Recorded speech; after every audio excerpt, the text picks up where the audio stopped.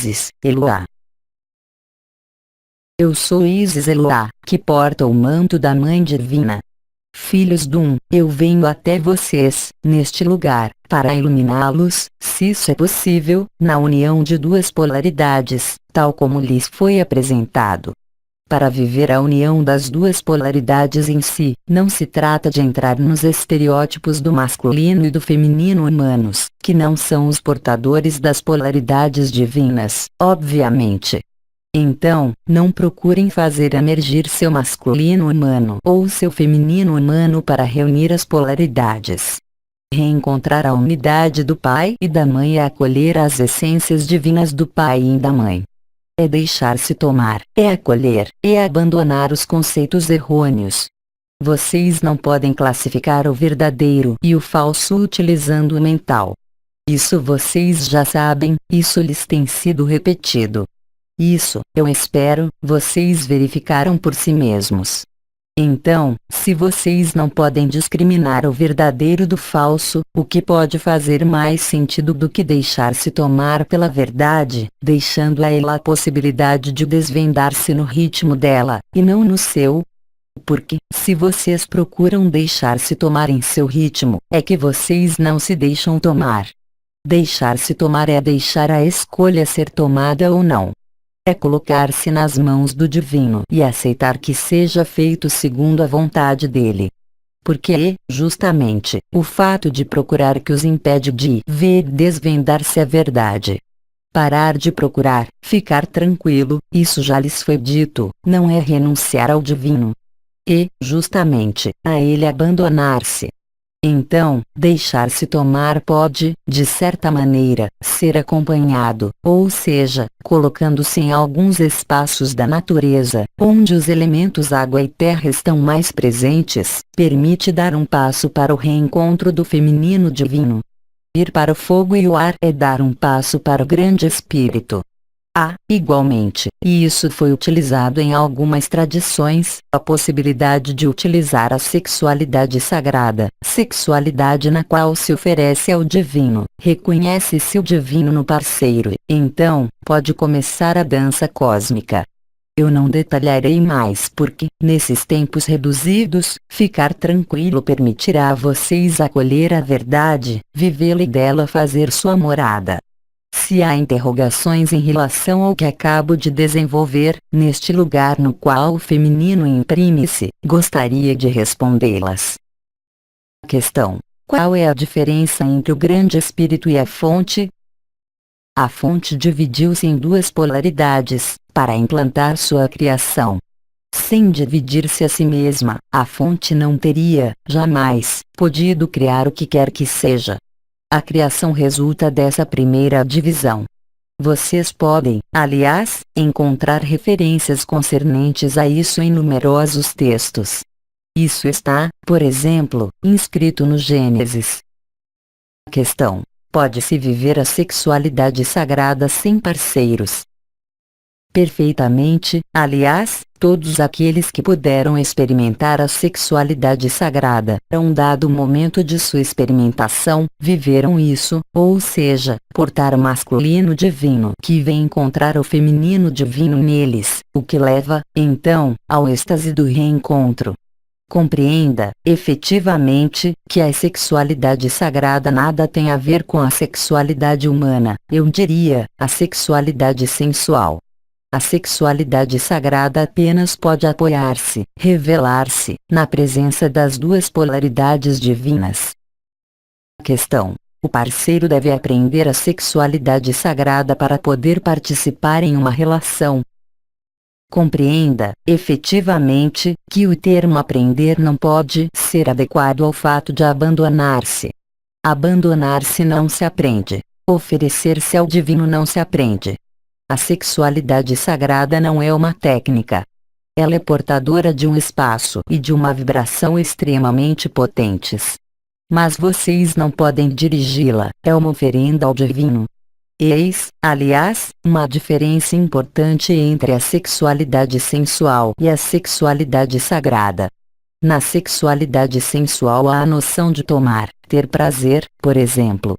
Na sexualidade sagrada há apenas a oferenda. você entrega seu corpo ao divino. Ele não lhe pertence mais. Então, viver a sexualidade sagrada, se há alguém que procura vivê-la ou dela apropriar-se, isso leva, rapidamente, a cair em desvios. Aí está porque nós temos evocado, extremamente pouco frequentemente, esse assunto. Se eu falo disso hoje, não é para convidá-los a lançar-se na sexualidade sagrada, mas, simplesmente, reconhecer o sagrado quando ele se apresenta diante de vocês. A natureza dança a própria sexualidade, vocês a veem? Ofereça-se ao divino, sozinho e, em seguida, se você está completamente abandonado, se o divino tomou-o, então, talvez, você viverá a sexualidade sagrada. Mas, se o divino tomou-o, pouco lhe importa, em verdade, vivê-lo. Minha intervenção visa, também, restabelecer, de certa maneira, o que foi falsificado nesse mundo, o que, como Osho disse, era sujo, até tornar-se pecado. Efetivamente, a sexualidade que toma é uma sexualidade que os leva para o exterior. A sexualidade que se oferece, quando você é oferecido ao divino, fazendo o sacrifício de tudo, ali compreendido seu corpo, é outra coisa, ela não o leva a projetar-se ao exterior. Quer haja um parceiro ou não, você está no interior, e você é o conjunto da criação. Eu concluirei minha resposta lembrando que não é multiplicando as relações sexuais que você viverá, delas, o lado sagrado. O sagrado vem a você quando você tudo abandonou, e o sagrado, o divino, se ele deseja, através de seu corpo, viver a experiência de uma relação sexual sagrada, ele o fará. Mas você não pode decidir vivê-la, já que você está abandonado, oferecido à vida. A questão é idêntico ao casamento místico. Viver a dissolução com Cristo, viver o abandono total de seu corpo, está em relação com o que eu acabo de desenvolver. Minha intervenção não visou, especificamente, a sexualidade, mas, sim, isso. A fusão-dissolução das duas polaridades, que leva ao desenvolvimento desse mundo, ao invés do desenvolvimento da criação, porque esse mundo está na criação, apesar da ilusão. Então, se você se refere à noção de casal monádico, isso leva, obviamente, às duas polaridades. Mas viver a sexualidade sagrada não necessita de formar um casal monádico. O casal monádico viverá, certamente, a sexualidade sagrada, mas a sexualidade sagrada pode ser vivida por todos aqueles e aquelas que se abandonam ao divino, e que reconhecem, no parceiro, o divino. Então, é o que numerosos místicos, frequentemente, viveram e exprimiram, concernente ao encontro com Cristo.